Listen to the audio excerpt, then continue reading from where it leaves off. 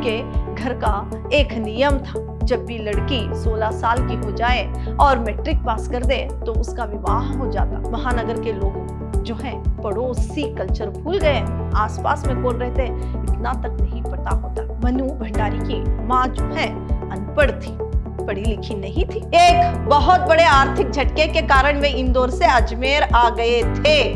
ये क्या है, भूतकाल में।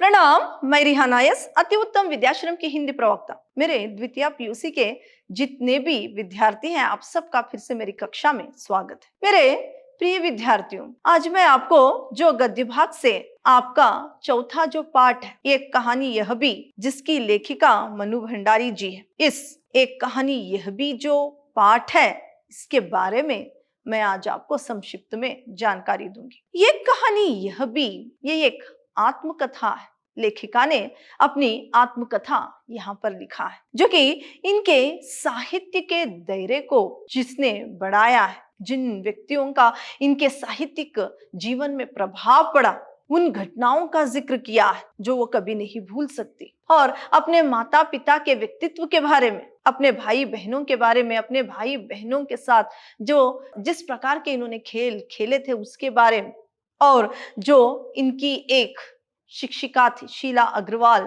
इनके जीवन में उस शिक्षिका का क्या प्रभाव पड़ा, इस सारी बातों की जानकारी ये एक जो आपके लिए पाठ है, ये एक कहानी यह भी इससे मिलती है। ये एक कहानी यह भी, ये एक आत्मकथा है, मनु भंडारी की आत्मकथा। यहाँ पर मनु भंडारी कहती है कि मेरा जो जन्म है वो मध्य प्रदेश के भानापुर गांव में हुआ, लेकिन मेरे यादों का सिलसिला अजमेर के वो 2 मंजिलाना घर से शुरू होता है, जो कि नीचे की मंजिल में हम अपनी माता के साथ रहते थे और ऊपर की मंजिल में इनके पिता का साम्राज्य था, जहां पर समाचार पत्र, किताबें अस्त व्यस्त वहां पर बिखरी हुई थी। और पिताजी उन किताबों में क्या है, समाचार पत्र में कुछ पढ़ने की चेष्टा करते थे या कुछ लिखने की चेष्टा करते थे। उनका साम्राज्य जो है ऊपर के मंजिल में था। यहाँ पर वो अपने पिता के बारे में कहती है, अपने पिता के स्वभाव के बारे में कहती है कि इनके पिता जो है वो एक स्वतंत्र ख्यालात वाले थे और साथ ही साथ वो बहुत अहमवादी थे। यहाँ पर वो बताती है कि इनके पिता जो हैं सभी को क्या है, शिक्षा प्राप्त करने की एक प्रेरणा देते थे। सिर्फ प्रेरणा ही नहीं, बल्कि कुछ 8-10 छात्रों को वे अपने घर में रखकर ही पढ़ाते थे, जो कि आज वो एक अच्छे अच्छे ओहदों पर है। और वो ये भी कहती है कि हाँ, मेरे पिता जो है बहुत अहमवादी थे, जो भी इनको कष्ट क्यों ना आए वो अपने बच्चों तक नहीं कहते थे, एक अहमवादी। और यहाँ पर उनके पिता के बारे में ये भी कहती है कि जबकि उनके पिता को अपनों के हाथों से धोखा मिलता है, उसके बाद के दिनों में वो क्या है, एक शक्की मिजाज वाले बन गए थे। और इसके शक के दायरे में, इसके चपेटे में खुद लेखिका और क्या है उनकी माँ, सब लोग आया करते थे। इस तरह से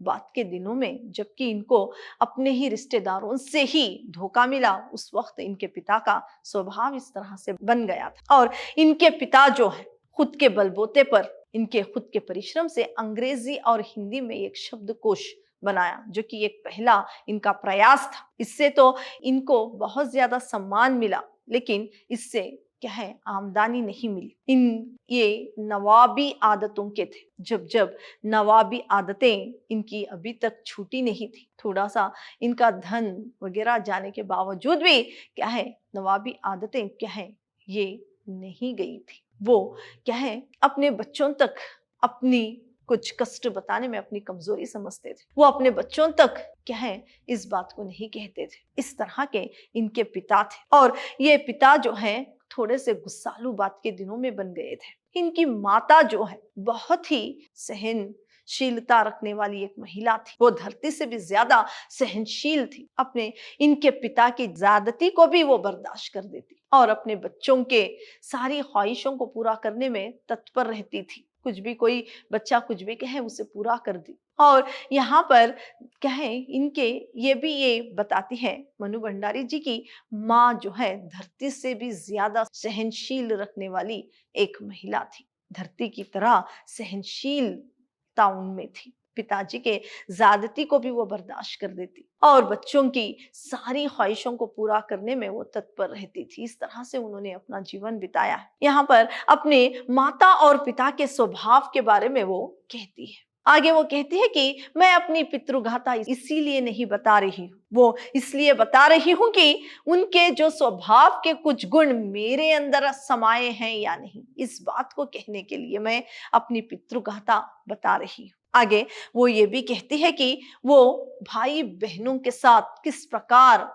अपना समय बिताती थी। मनु भंडारी जी अपनी भाई बहनों से सबसे छोटी थी। इनकी बड़ी बहन, जबकि मनु भंडारी जी सिर्फ 7 या 8 साल की होगी, उसी वक्त उसका विवाह हो गया था। उसकी इतनी क्या है यादें नहीं है, बल्कि इनसे 2 साल बड़ी सुशीला जो है उनकी यादें बहुत है। यहाँ पर मनु भंडारी जी कहती है कि इनसे जो बड़ी बहन जो है सुशीला, वो गोरी चिट्टी बहुत ही आकर्षित सुंदर थी। पिता उससे ज्यादा प्रेम करते थे और मनु भंडारी जो है वो दुबली सी पतली सी मरियल सी थी और पिताजी का इतना ध्यान इस पर नहीं जाता था। तो ये एक घृणा जो है उसके मन में ये क्या है घर कर चुका था। फिर यहाँ पर वो ये भी बताती है कि मैं अपनी भाई बहनों के साथ जो है बहुत सारे खेल खेलती थी, जैसे कि बहनों के साथ गुड्डी गुड़िया का विवाह रचाना, भाइयों के साथ क्या है धागा जो है मांझा धागा बनाना, और क्या है यहाँ पर वो बताती है कि लंगड़ी टांग पकड़ाई, ऐसे सारे खेल जो इंडोर और आउटडोर होते हैं, सारे खेल मैंने क्या है अपने भाई बहनों के साथ खेले। और वो पड़ोसी कल्चर के बारे में भी बताती है कि उनके गांव में आधे से ज्यादा घर अपने से ही थे। सभी घरों को वो जाया करती थी, सभी घरों में वो खेला करती थी। आज महानगरों में रहने वाले लोग पड़ोसी कल्चर भूल गए हैं, एक दूसरे की पहचान नहीं होती, लेकिन इस तरह से उनके गांव में नहीं था। आधे से ज्यादा घर इनके अपने घर की ही तरह थे। और ये भी वो कहती है कि आधा 1 दर्जन कहानियां जो है वो उन्हीं के बारे में, यानी जो इसने अपने बचपन में बिताए थे। आधे से ज्यादा घरों में जो अपने ही घरों की तरह थी, उन्हीं की घटनाओं का जिक्र है। आधे से इन्हीं 1 दर्जन कहानियां। यहाँ पर मनु भंडारी जी इस बात को भी कहती है कि आज महानगरों के जो फ्लाइटों में रहने वाले लोग जो है पड़ोसी कल्चर भूल गए हैं। फिर वो आगे ये बताती है कि जब इनके घर का एक नियम था, जब भी लड़की 16 साल की हो जाए और मैट्रिक पास कर दे तो उसका विवाह हो जाता। तो सुशीला का जब विवाह हो गया और वो विवाह करके अपने ससुराल चली गई और इनके 2 भाई जो हैं आगे की पढ़ाई के लिए किसी और शहर चले गए, तो सारा ध्यान पिताजी का इस पर आकर्षित हो गया, यानी मनु भंडारी पर।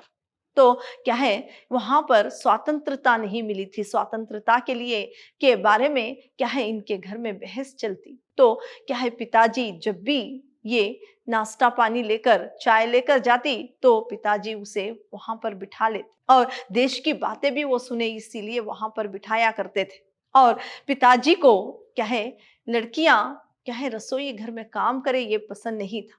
वो रसोई को भटियार खाना कहते थे।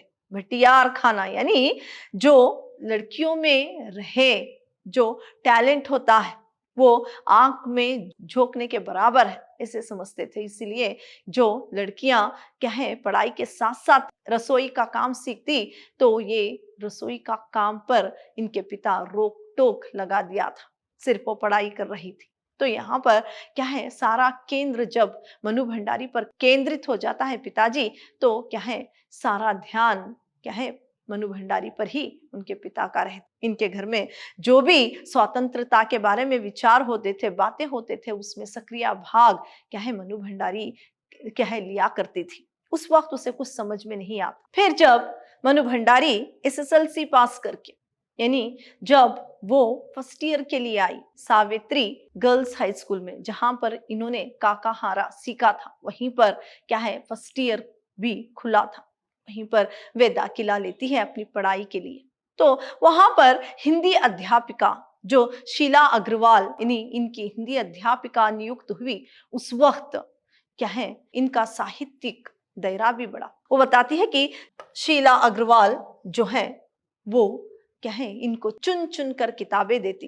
पहले मनु भंडारी कोई भी किताब चुन कर पढ़ लेती और वो कुछ उसे उतना समझ में नहीं आता, लेकिन अब क्या है शीला अग्रवाल उनको किताबें चुन चुन कर देती तो वो क्या है पढ़ती थी। पढ़ी हुई किताबों पर खूब बहस होती। जो देश का उस समय का पुकार थी कि देश की स्वतंत्रता के लिए, ये सारी बातों पर चर्चा होती, बहस होती। इस तरह से शीला अग्रवाल का प्रभाव जो है क्या है मनु भंडारी पर बहुत ज्यादा ही पड़ता है। फिर क्या है वो सक्रिय तौर पर आंदोलनों में भाग लेती है मनु भंडारी। और क्या है ऐसी ही बहुत सारी लड़कियां जो इनकी कॉलेज में पढ़ रही थी, सारे लोग क्या है सक्रिय भाग आंदोलन में लिया करते थे। फिर यहाँ पर वो दो घटनाओं का जिक्र करती है। जबकि एक बार क्या है प्रिंसिपल का पत्र इनके पिताजी को आता है, तो इनके पिता के नाम पर आता है। तो क्या है ये पिताजी उस पत्र को पढ़कर कहने लगते हैं कि मेरे पहले भी बच्चे पढ़ चुके हैं लेकिन किसी ने इस तरह से नहीं किया। पत्र पढ़कर आग बुला हो गए और क्या है प्रधान अध्यापिका से मिलने के लिए चले गए। तब यहाँ पर इस बात का जब पता चलता है मनु भंडारी को, तो वो माँ से कहती है कि मैं पड़ोस के घर जाती हूँ, जबकि पिताजी का गुस्सा शांत हो जाए तुम बुला लेना।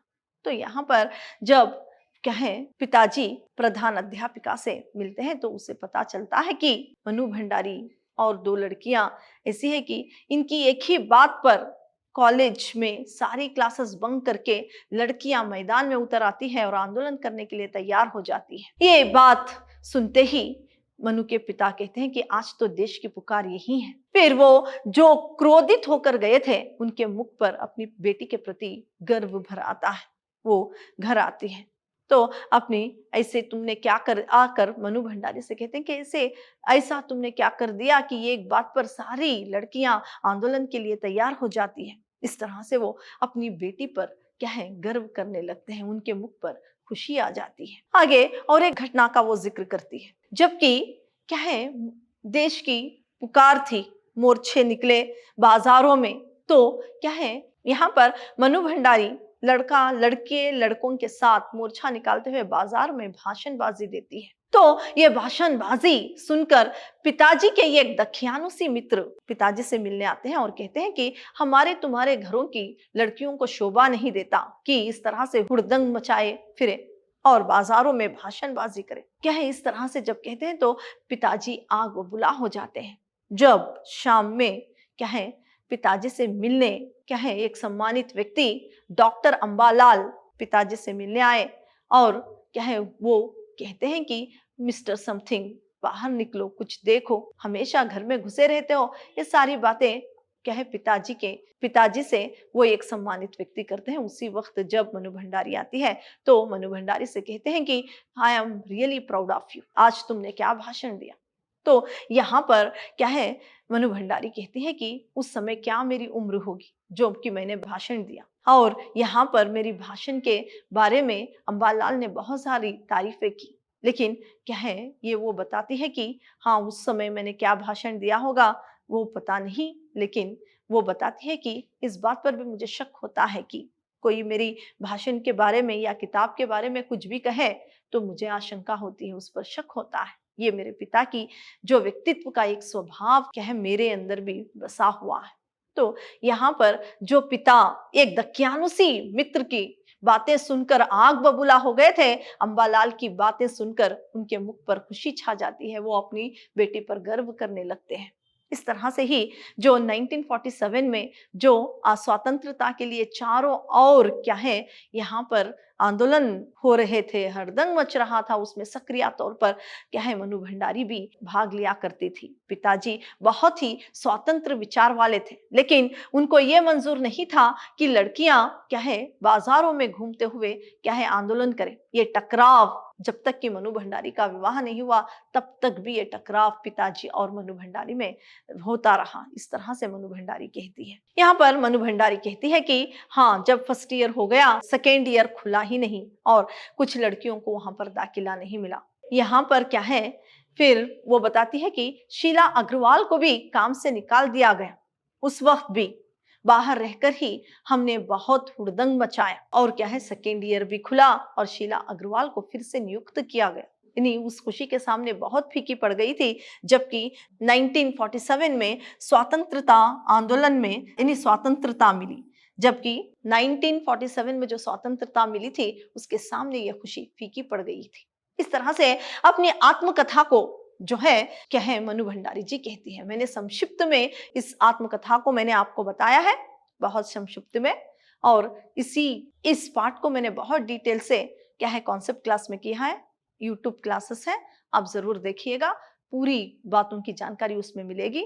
आज मैंने सिर्फ संक्षिप्त में इस कहानी को बताया है। तो इस एक कहानी यह बी में जो कि बहुत ही इंपॉर्टेंट प्रश्न है उसके बारे में मैं बताऊंगी। तो यहाँ पर देखिए, एक वाक्य के प्रश्नों में से पहला प्रश्न, पिताजी रसोई घर को क्या कहते हैं? भटियार खाना कहते हैं। पिताजी रसोई घर को भटियार खाना कहते हैं। कॉलेज से किसका पत्र आया? कॉलेज से प्रिंसिपल का पत्र आया। शताब्दी की सबसे बड़ी उपलब्धि 15 अगस्त 1947 जो भारत की आजादी है, वो क्या है, शताब्दी की सबसे बड़ी उपलब्धि है। फिर आगे और एक प्रश्न, महानगर के फ्लाइट में रहने वाले लोग क्या भूल गए? पड़ोसी कल्चर भूल गए। महानगर के फ्लाइटों में रहने वाले लोग पड़ोसी कल्चर भूल गए। लेखिका की बड़ी बहन का नाम लिखिए। लेखिका की बड़ी बहन का नाम सुशीला है। सुशीला बड़ी बहन का नाम है और इनकी प्राध्यापिका का नाम शीला अग्रवाल है। सुशीला बड़ी बहन का नाम। और निम्नलिखित प्रश्नों में से देखिए, लेखिका बचपन में कौन कौन से खेल खेलती थी? लेखिका बचपन में अपने आंगन में सतोलिया, लंगड़ी, टांग, पकड़म, पकड़ाई, काली टीलो खेलती। तो कमरे में गुड्डे गुड़िया के बिहा भी रचाती। पास पड़ोस के सहेलियों के साथ, भाई के साथ यानी कभी गिल्ली डंडा खेलती। पतंग उड़ाते, कांच पीसकर मांझा सूतना आदि भी करती थी। पूरे मोहल्ले भर में यानी गृह खेल खेलती रहती थी। इस तरह के सारे खेल बचपन में जो खेलती थी। अगर इस तरह का प्रश्न आपकी परीक्षा में आए तो लिखना है। आगे देखिए, पड़ोसी कल्चर। पड़ोसी कल्चर के बारे में लेखिका क्या कहती है? उस जमाने में घर की दीवारें घर तक ही सीमित नहीं थी, बल्कि पूरे मोहल्ले तक फैली रहती थी। किसी भी घर में जाने पर कोई पाबंदी नहीं थी। किसी भी घर पर जाने में कोई पाबंदी नहीं थी। घर की दीवारों तक ही घर सीमित नहीं था। कोई भी घर, उस गांव में जो भी घर है, बहुत सारे घर इन्हीं के घर की तरह थी। तो उसके बारे में कहती है, बल्कि कुछ घर तो परिवार का हिस्सा ही थी। लेकिन आज आधुनिक दबाव ने महानगरों के फ्लाइटों में रहने वालों को हमारे इस परंपरागत पड़ोसी कल्चर से विच्छिन्न करके हमें संकोचित, असहाय और असुरक्षित बना दिया है। लेकिन आज महानगर के लोग जो हैं पड़ोसी कल्चर भूल गए। आसपास में कौन रहते हैं इतना तक नहीं पता होता, क्योंकि वो अपने आप को असुरक्षित समझते हैं, क्योंकि यहाँ पर इस तरह का माहौल बना हुआ है। इसके बारे में जो वे इस पाठ में कहती है उसी को लिखना है, अगर इस तरह का प्रश्न आ जाए। आगे देखिए, शीला अग्रवाल का लेखिका पर क्या प्रभाव पड़ा? शीला अग्रवाल इनकी हिंदी अध्यापिका थी। शीला अग्रवाल ने लेखिका को साहित्य में प्रवेश करवाया। साहित्य में इनको प्रवेश करवाती है। खुद चुन चुनकर किताबें दी। पढ़ी हुई किताबों पर बहस की। मनु ने प्रेमचंद, जैनेन्द्र, आग्नेय, यशपाल, भगवती चरण वर्मा आदि की किताबों का अध्ययन किया। शीला अग्रवाल ने साहित्य का दायरा ही नहीं बढ़ाया, बल्कि घर की चार दीवारी के बीच बैठकर देश की स्थितियों का भागीदारी बनना सिखाया। किताबें ही नहीं चुनकर दी, बल्कि उस पर बहस करते हुए और देश की जो उस समय की प्रकार थी उसमें भागीदारी करने का भी इन्होंने यानी मनु भंडारी को शीला अग्रवाल ने क्या है मार्गदर्शन किया। इस तरह से शीला अग्रवाल का प्रभाव मनु भंडारी के जीवन में पड़ा। पिताजी ने रसोई को टियार खाना क्यों कहा? पिताजी ने रसोई को भटियार खाना कहते थे, क्योंकि उनके हिसाब से वो वहां रहना अपनी क्षमता और प्रतिभा को भट्टी में झोंकना था। क्षमता और प्रतिभा, अपने टैलेंट को भट्टी में यानी आग में झोंकने के बराबर था। आगे, मनु भंडारी की माँ का परिचय दीजिए। मनु भंडारी की माँ बेपढ़ी लिखी थी। मनु भंडारी की माँ जो है अनपढ़ थी, पढ़ी लिखी नहीं थी। वो धरती से भी अधिक धैर्य और सहनशील थी। धरती से भी अधिक सहनशीलता और धैर्य रखने वाली एक महिला थी। पिता की हर ज्यादती को अपना फर्ज समझकर सहज स्वभाव से स्वीकार करती थी। उसने सदा दूसरों को दिया है, मांगा नहीं। वो सबकी इच्छा और पिताजी की आज्ञा का पालन करती थी। उनका त्याग वैराग्य सब मनु के लिए कभी आदर्श नहीं रहा। यहाँ पर क्या है, दूसरों की जो इच्छाएं हैं उसे पूरे करने में वो जुड़ी रहती थी। इनके पिता की ज्यादती को भी वो बर्दाश्त कर देती, उनके आज्ञा पर चलती। और क्या है, जो इनकी माँ का जो सहनशीलता हो या कोई भी स्वभाव कभी भी मनु के लिए आदर्श नहीं बना। ये सारी बातें मनु भंडारी जी के माँ के बारे में है। खुद आत्मकथा में मनु भंडारी जी लिखा है, उसको यहाँ पर इस तरह का प्रश्न आए तो लिखना है। संदर्भ स्पष्टीकरण, यहाँ पर पिता के ठीक विपरीत थी हमारी बेपढ़ी लिखी माँ। पहले प्रसंग में किस पाठ से लिया गया और इसकी लेखिका कौन है आपको लिखना है। संदर्भ, किस संदर्भ में आया है, अपनी माँ के स्वभाव के बारे में बताते हुए जो मनु भंडारी क्या है इस बात को कहती है। ठीक ऑपोजिट, विपरीत जो है इनके पिताजी से इनकी माँ थी, जो वो क्या है वो पढ़ी लिखी नहीं थी। किस तरह से वो सारी जो क्या है अगर इनकी गलती ना हो तो भी उनकी ज्यादती को बर्दाश्त करती थी। ये सारी बातों को लिखते हुए संदर्भ स्पष्टीकरण करना है। आगे देखिए, ये लड़की मुझे कहीं मुंह दिखाने लायक नहीं रखेगी। फिर पहले तो प्रसंग में ये वाक्य मनु भंडारी की आत्मकथा से लिया गया है। भाव स्पष्टीकरण में एक बार कॉलेज से जब प्रिंसिपल का पत्र आता है, पत्र पढ़ते हुए पिताजी ने ऊपर लिखे वाक्य को कहा था, उस संदर्भ को यहाँ पर स्पष्ट करना है। आगे, निम्नलिखित वाक्य किसने किससे कहे, लौटकर बहुत कुछ गुब्बार निकल जाए तब बुलाना। इस वाक्य को मनु भंडारी ने अपनी माँ से कहा। हमारे आपके घरों की लड़कियों को शोभा देता है ये सब। इस वाक्य को पिता के एक दख्यानुसी मित्र ने पिताजी से कहा। आगे, बंद करो अब इस मनु का घर से बाहर निकल। इस वाक्य को मनु के पिता ने मनु की माँ से कहा। I am really proud of you. इस वाक्य को डॉक्टर अंबालाल ने मनु भंडारी से कहा। You have mister something. इस वाक्य को डॉक्टर अंबालाल ने मनु भंडारी के पिता से कहा। यहाँ पर देखिए, निम्नलिखित वाक्यों को सूचना अनुसार बदली। यहाँ पर वाक्य भूतकाल में है। एक बहुत बड़े आर्थिक झटके के कारण वे इंदौर से अजमेर आ गए थे। ये क्या है, भूतकाल में है। तो सूचना है वर्तमान काल में, इसे बदलना है। तो ये बहुत बड़े आर्थिक झटके के कारण वे इंदौर से अजमेर आ गए हैं, यहाँ पर लिखना है। यहाँ पर देखिए, वे जिंदगी भर अपने लिए कुछ मांगते नहीं हैं। ये वर्तमान काल में, भूतकाल में इसे बदलना है। वे जिंदगी भर अपने लिए कुछ मांगते नहीं थे। उनका भाषण सुनते ही बधाई देता हूं।